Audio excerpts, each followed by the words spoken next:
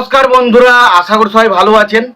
তো বন্ধুরা, এখন যে বিষয়টা নিয়ে কথা বলবো তো সেটা হলো পুষ্পা টু ছবিটার ক্যাচাল নিয়ে। দেখুন, পুষ্পা টু ছবিটা নিয়ে কিন্তু একটা ভালো রকম বাওয়াল বা ক্যাচাল হচ্ছে। তো বিষয়টা কি সেই বিষয় নিয়ে আলোচনা করব। তো তার আগে একটা কথা বলে রাখি, দেখি অনেকে দেখছি ভিডিও বানাচ্ছে, সেখানে বলছে যে পুষ্পা টু এর ক্যাচালের পেছনে নাকি রয়েছে চিরঞ্জীবীর ফ্যামিলি, অর্থাৎ চিরঞ্জীবী পড়ে, যেখানে রামচরণ, চিরঞ্জীবী, পবন কল্যাণ, ধর্মতেজ, বরুণ তেজ সব অনেকে রয়েছে। দেখুন, আমি একটা কথা বারবার করে বলে দিই, এই পুষ্পা টু এর ঝামেলার সাথে বা আল্লু অর্জুনকে নিচে নামানোর জন্য চিরঞ্জীবী পরিবারের কোনো রকম এই মুহূর্তে কোনো হাত আমি দেখছি না। আমি জানি না ভেতরের থেকে কোনো খবর আছে কি না, বাট আমি আপাতত যে সমস্ত জায়গাগুলো ফলো করি সেখান থেকে আমি দেখতে পেয়েছি এরকম কিন্তু কোনো আপডেট আসছে না। তবে এই বিষয়ে যারা তাৎক্ষণিকভাবে ভিডিও বানাচ্ছে আর এবং তুচ্ছ করছে চিরঞ্জীবী পরিবারটাকে নিয়ে, তো আমি বলছি তাদের কাছ থেকে সেই মুহূর্তে একটু দূরে থাকুন। কারণ তারা হয়তো অনেক সাবস্ক্রাইবার বেস নিয়ে বসে রয়েছে, অনেক ভালো, কিন্তু আমি তাদের উদ্দেশ্যে একটা কথা বলতে চাই, আপনার কাছে যে অডিয়েন্সটা আছে সেই অডিয়েন্সটা সঠিক জিনিসটা জানতে চায়। আপনি না জেনে শুনে নিজের মতো করে একটা মন গড়া কথা বলে তো মানুষকে অ্যাট্রাকশন দিয়ে রামচরণকে ছোটো করে, চিরঞ্জীবীকে ছোটো করে, আল্লু অর্জুনের যেহেতু একটু ফ্যান বেস রয়েছে, আমরা ভালো করে একটা লক্ষ্য করবেন যে সাউথের এই মুহূর্তে যদি আমরা ভালো সব থেকে বেশি কারো ফ্যান বেস নিয়ে আলোচনা করি সেটা হচ্ছে আল্লু অর্জুন। সেই জায়গায় রামচরণ বা চিরঞ্জীবী এদের কিন্তু অনেক কম রয়েছে। তাই আপনি যখনই একটা ভিডিওতে আল্লু অর্জুনকে বেশি ভালো কথা বলবেন, রামচরণকে সেখানে একটু আপনার চ্যানেলে একটু বেশি রিচ পাবে। তো সেই নিয়ে আমি জানিস তার উদ্দেশ্য এটাই, কিন্তু এটাকে আমি বারবার করে বলছি, একটা ভিডিওতে কি জন্যে ঝামেলাটা হচ্ছে সেই বিষয়টা না জেনে শুনে আপনি আপনার মনের মতো একটা মন গড়া কথা বলে দেবেন না। এই জিনিসটা সত্যি কথা বলছি, প্রচণ্ড খারাপ লাগলো যে একটা যুক্তিহীন লজিকনেস কথাবার্তা বলছে, যেটার মধ্যে কোনো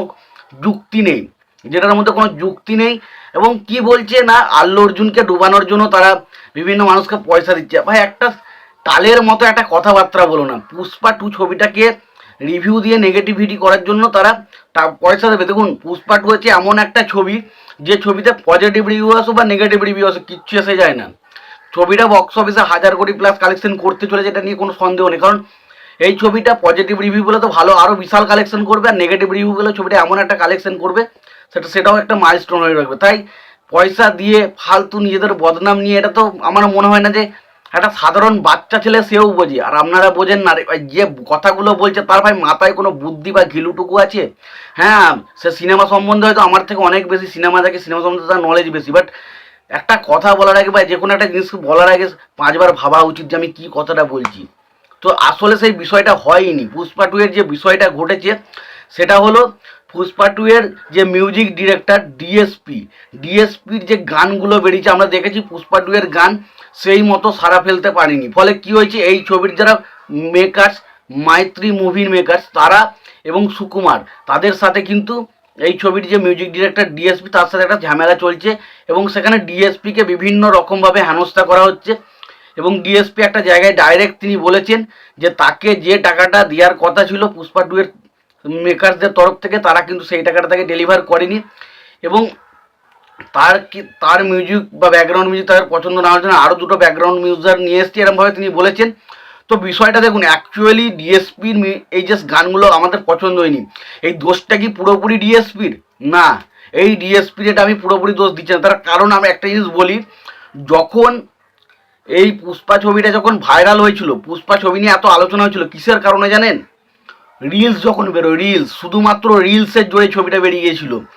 যখন পুষ্পা টু এর ওই ওই শ্রীবাল্লি গানটা বলুন বা স্বামী স্বামী গানটা বলুন বা ও আন্টা মামা, ওই গানগুলো এত ভাইরাল হয়েছিল বাজারে যে প্রত্যেকটা গান নিয়ে এত পরিমাণ রিলস হয়েছিল যে বলার কথা নেই। আমাদের নর্থ বেল্টে রিলসের জোরে পুষ্পারাজ মে ঝুঁকে গেছে, এই যে রিলসগুলো হয়েছিল, এই রিলসগুলোর উপর ভিত্তি করে কিন্তু ছবিটা আমাদের এখানে পুরোপুরি একটা অন্যরকম মাত্রা সৃষ্টি করতে পেরেছিল। তো সেই সময় সুকুমার স্যার বলেছিলেন যে তার যে এই যে পুষ্পা পার্ট 2 আসবে, সেই সময় কিন্তু এই ধরনের অডিয়েন্সকে টার্গেট করে গানগুলোকে বানানোর চেষ্টা করতে হবে। এবং সেই কারণে হয়তো আজকে গানগুলো এত ডাউনফল করছে। কারণ তিনি যদি হয়তো গানগুলোকে যেভাবে পুষ্পার গানগুলোকে বানানোর চেষ্টা করে, যেটা সুন্দর গান আনার চেষ্টা করেছিলেন, সেই সবের দিকে যদি নজর দিতেন তাহলে হয়তো এরকম হতো না। কিন্তু তিনি এখন চেয়েছেন এমন কিছু জিনিস বা এমন কিছু লাইন রাখতে যেটা কিন্তু সোশ্যাল মিডিয়াতে ভাইরাল হবে।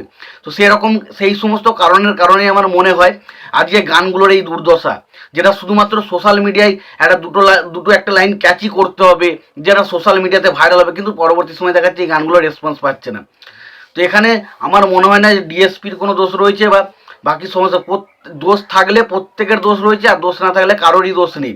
তো সুতরাং আমার মনে হয় এই দোষটা শুধুমাত্র একজনের নয়, প্রত্যেকেরই দোষ রয়েছে। কারণ এখানে যারা যারা রয়েছে তারা কাজ করছে, প্রত্যেকে এরকম চেয়েছিল যে গানগুলোকে এরকমভাবে বানাবো এবং গানগুলো ভাইরাল হবে, কিন্তু যখন দেখছে পরবর্তী সময় এই জিনিসটা নিয়ে মানুষ তো একদম পছন্দই করছে না, ভাইরাল হচ্ছে, তখন সেই জিনিসটা মানুষের মধ্যে আর নিতে পারছে না। তো এখানে আপনি একজনাকে কাজে নিয়েছেন, সে কাজে নিচ্ছেন এবং সে কাজটা আপনার ভালো হবে বা খারাপ হবে সেটার ব্যাপার না, কিন্তু আপনি তাকে তার পুরো বেতন দিচ্ছেন, এগুলো কোথাও না একটু খারাপ লাগে। তো ডেফিনেটলি আমি এটুকু বলতে পারি যে দেখুন, সুকুমার স্যার আমি বিরাট বড় একজন ভক্ত, কারণ আমি রাঙ্গাস্থালাম দেখেছিলাম, আমার বিরাট দারুণ লেগেছিল। তবে সুকুমার স্যার বলি বা মাইত্রী মুভি মেকার্স বলি বা ডিএসপি বলি, তাদের মধ্যে যে ক্যাচালটা, এই ক্যাচালটা হচ্ছে এই কারণেই হচ্ছে ক্যাচালটা, যেখানে তারা এই যে মিউজিকে তাদের গান হিট হচ্ছে না, তাদের চেয়েছিল যে গান হয়তো বিশাল হিট হবে, কিন্তু গান সেইভাবে তাদেরকে আশা অনুরূপ কোনো ফলাফল দেখাতে পারছে না, যেই কারণে এই বিষয়টা নিয়ে তাদের মধ্যে একটা বিরাট বড় ক্যাচাল চলছে ভেতরে ভেতরে। তো এইটাই হচ্ছে মেন বাওয়াল। দেখুন, এখানে কোনো চিরঞ্জীবী পরিবার ফ্যামিলি বা এদের কারোর কোনো যুক্তি নেই, কিন্তু যারা এই বিষয়গুলো নিয়ে উল্টোপাল্টা কথা বলছে, তো আমি তাদের কাছ থেকে আপনাদেরকে দূরে থাকতে বলবো এবং বলবো, যদি ওই ভিডিওটা আপনারা দেখেন, আমি দেখতে বারণ করবো না, বাট আমি একটু বলতে একটু ভালো করে সমস্ত জিনিসটা একটু খোঁজ খবর নিয়ে তারপরে দেখুন, তাহলে দেখবেন বুঝতে পারবেন যে আসল বিষয়টা কী হয়েছে। তো অ্যাকচুয়ালি বিষয় হচ্ছে এটাই। তো ক্যাচালটা সত্যি প্রচণ্ড জোরে লেগেছে। এবার দেখা যাক পুষ্পা 2 এর রিলিজের আগে এরকম একটা ক্যাচাল, সত্যি কথা বলছি, এটা একটা ছবির ক্ষেত্রে কিন্তু খুব একটা ভালো ইঙ্গিত দেয় না। তো সত্যি বলতে আমি কিন্তু এই জিনিসটা নিয়ে খুব একটা মানে আমার কিন্তু পছন্দ হয়নি জিনিসটা। তো তোমাদের এই বিষয়টা নিয়ে কি মতামত তোমরা জানিও। তোমাদের যদি ভিডিওটি ভালো লেগে থাকে লাইক কমেন্ট শেয়ার করে দিও। চ্যানেলটা নতুন হয়ে থাকলে অবশ্যই তোমরা চ্যানেলটা সাবস্ক্রাইব করে নিয়ে পাশে বেল আইকনটা অবশ্যই প্রেস করে দিও। ভালো থেকো, সুস্থ থেকো, দেখা হচ্ছে পরে ভিডিওতে।